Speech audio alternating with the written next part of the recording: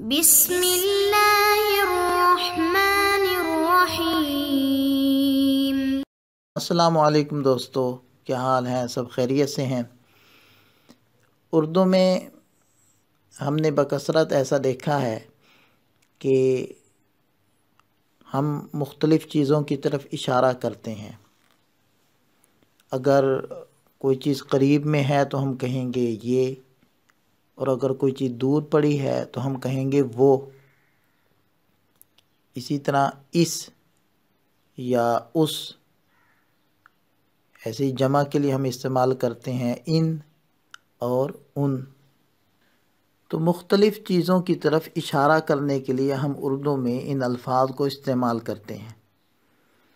تو جیسے اردو میں یہ الفاظ استعمال ہوتے ہیں، اردو میں تو چند ایک ہیں جیسے کہ میں نے ذکر کیے، ایسے ہی عربی میں بھی مختلف چیزوں کی طرف اشارہ کرنے کے لیے کچھ الفاظ استعمال ہوتے ہیں۔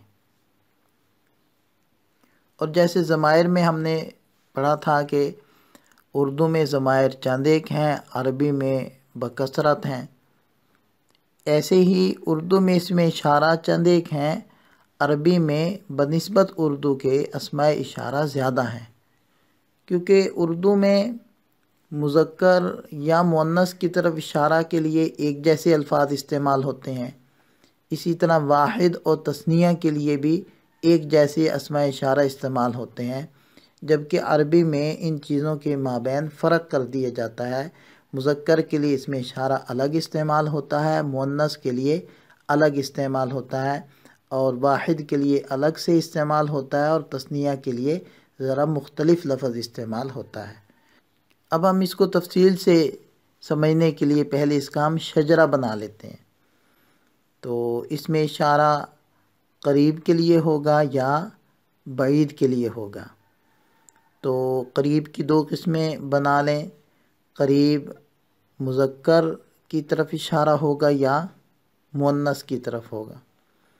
پھر مذکر کی آگے تین قسمیں بنا لیں کہ وہ مذکر واحد ہوگا تو اس کے لیے ھذا استعمال ہوگا، اور اگر تثنیہ ہوگا تو اس کے لیے ھذانی، اور اگر جمع ہوگا تو اس کے لیے ھؤلاء۔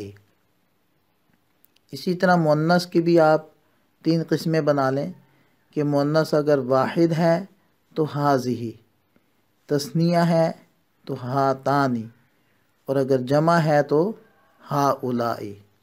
اب اس میں اشارہ بعید کی طرف آ جائیں۔ بعید کی بھی آپ قریب کی طرح دو قسمیں پہلے بنائیں، مذکر کے لیے ہوگا یا مؤنث کے لیے۔ پھر مذکر کے لیے تین قسمیں بن جائیں گی کہ مذکر واحد ہے تو اس کے لیے آئے گا ذالک، اور اگر مذکر تثنیہ ہے تو اس کے لیے آئے گا ذانک، اور اگر جمع ہے تو اس کے لیے آئے گا اولئک، اور اگر مؤنث ہے تو مؤنث واحد ہے تو اس کے لیے استعمال ہوگا تلک، اور اگر مؤنث تثنیہ ہے تو اس کے لیے آئے گا تانک، اور اگر مؤنث جمع ہے تو اس کے لیے آئے گا اولئک۔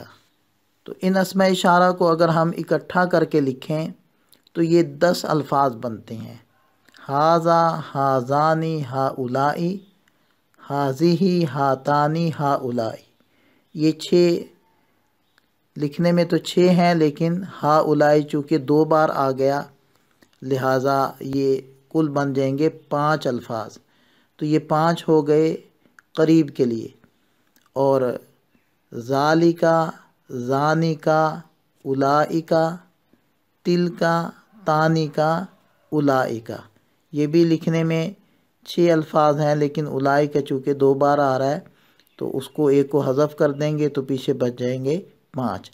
تو بعید کے لیے بھی اسماء اشارہ 5 ہیں، تو یہ کل ملا کر ہو جاتے ہیں 10۔ ان 10 میں سے بھی کچھ اسماء اشارہ بکثرت استعمال ہوتے ہیں، جیسے ھذا، ھذہ، اور ذالک اور تلک۔ اسی طرح جمع کے لیے اولئک یا پھر ھؤلاء۔ یہ واحد اور جمع کے لیے جو اسماء اشارہ ہیں ان کا استعمال بکثرت ہے، البتہ دوسرے الفاظ کا استعمال وہ ملے گا آپ کو قرآن میں، لیکن ایک بار یا دو بار، یعنی بہت کم ملے گا۔ بہرحال یہ اس میں غیر متمکن کی اقسام میں سے دوسری قسم اس میں اشارہ کا بیان ہے۔ جیسے میں نے ضمائر میں عرض کیا تھا کہ ان ضمائر کو آسانی سے یاد کرنے کے لیے آپ اپنے ہاتھوں کے اشاروں سے سمجھ سکتے ہیں اور دہرا سکتے ہیں۔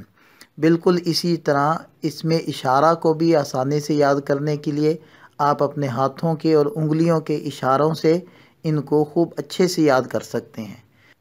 مثلا اپنے دائیں ہاتھ کو آپ متعین کر لیں مذکر کے لیے، اور بائیں ہاتھ کو متعین کر لیں مؤنث کے لیے، اور قریب کے لیے آپ نے اشارہ اپنے قریب کرنا ہے، اور دور کے لیے بازو کو ایسے اوپر اٹھا کر دور اشارہ کرنا ہے۔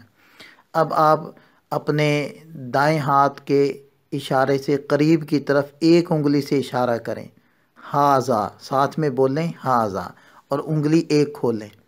تو دیکھیں آپ قریب اشارہ کر رہے ہیں، اور دایاں ہاتھ ہے جو مذکر کے لیے متعین ہے، اور ایک انگلی آپ کھول رہے ہیں، تو یہ ہاذا واحد مذکر اس سے مراد۔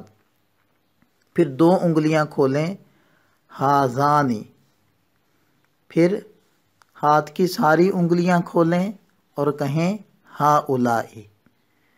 اب دایاں ہاتھ نیچے کر لیں، بائیں ہاتھ سے آپ یہی کام کریں، ایک انگلی کھولیں ہاذیہی، دو انگلیوں سے اشارہ کریں ہاتانی، اور تمام انگلیوں کو کھول کر اشارہ کریں ہاؤلائی۔ اب دائیں ہاتھ کو ذرا اوپر اٹھائیں اور دور کی طرف اشارہ کریں، اور ایک انگلی کھولیں ذالکا، اب دو انگلیاں کھولیں ذانکا، اب تمام انگلیاں کھولیں اولائکا۔